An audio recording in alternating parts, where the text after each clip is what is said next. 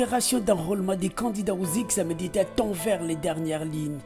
La validation des listes provisoires est l'une des étapes essentielles dans le traitement des listes des candidats. Il s'agit de la dernière opération qui est liée à l'enrôlement, si vous voulez, à l'inscription des candidats aux différents examens, notamment le baccalauréat et le BPC.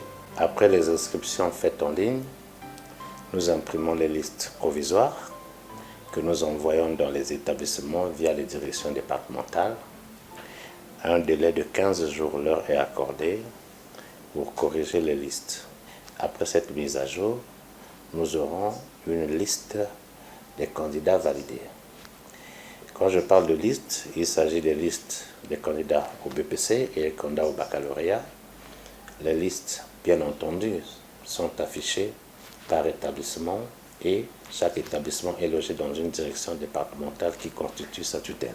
L'ADEC est donc actuellement en train de travailler sur la validation des candidatures. Au-delà des corrections des noms, il s'agit de vérifier si les candidats qui pourraient avoir des noms bien écrits remplissent bien les conditions pour être candidats à l'examen. À la fin de ce travail, qui pourrait intervenir d'ici le 8, les candidats seront immatriculés et nous allons produire les listes définitives des candidats. Avec l'appui de la Commission de lutte contre la fraude dans le processus d'enregistrement, la direction des systèmes d'information et de communication écrèle les victoires et les prochaines étapes. L'objectif est atteint. Il y a environ 7000 candidats de plus que l'année dernière parce que nous étions à 80 000. Cependant, au niveau du BPC, nous sommes à 98 000, un peu moins que l'année dernière. Mais ces statistiques ne sont pas définitives. Au fond, la correction des listes est aussi assurée non seulement par la direction des systèmes d'information, mais aussi au niveau des établissements scolaires. Et après cette phase, le service a une autre opération clé dans la sécurisation des examens. L'opération correction des listes se déroule juste après l'impression et la diffusion des listes provisoires qui sont envoyées dans les établissements via les directions départementales. De ces listes, les chefs d'établissement vont vérifier si les noms de leurs candidats sont bien écrits, si on n'a pas oublié quelqu'un. Il s'agit en fait de la dernière tâche relative à l'inscription des candidatures. D'ici, nous allons aboutir à la validation des candidatures. Et déjà le service lorgne la publication des listes définitives.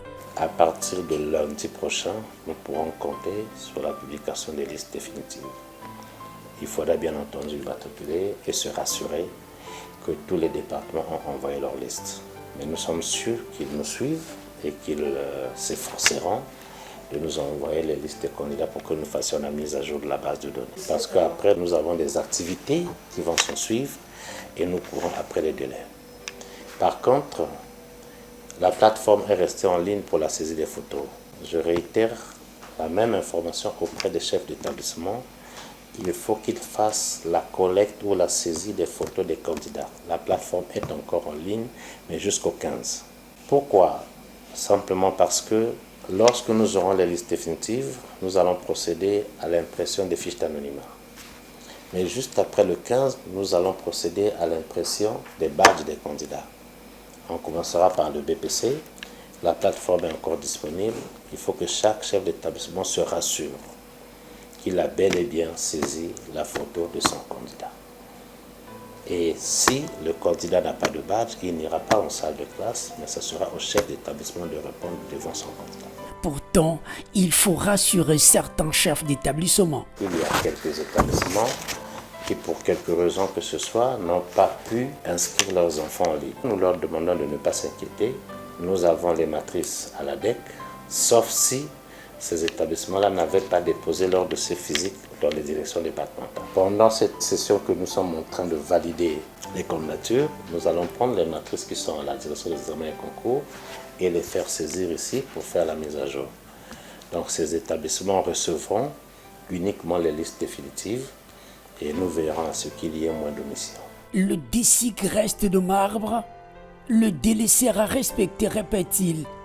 Il se réjouit du travail abattu dans la compilation des données des examens qui jusqu'à ce jour affiche 87 685 candidats au bac et 98 000 au BPC. Nous prenons beaucoup de dispositions pour éviter les réclamations, mais le mal concernant les réclamations ne vient ni de la DEC ni de la DECIC.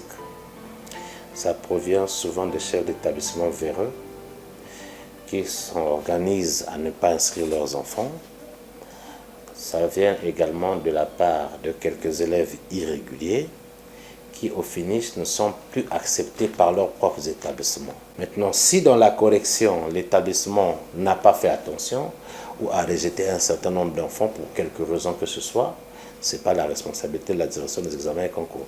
Nous demandons à tous les retardataires de se rapprocher des directions départementales, de se faire connaître et de veiller à ce que les directions départementales renvoient leur matrice, parce que la plateforme de saisie a été descendue, elle n'est plus en ligne.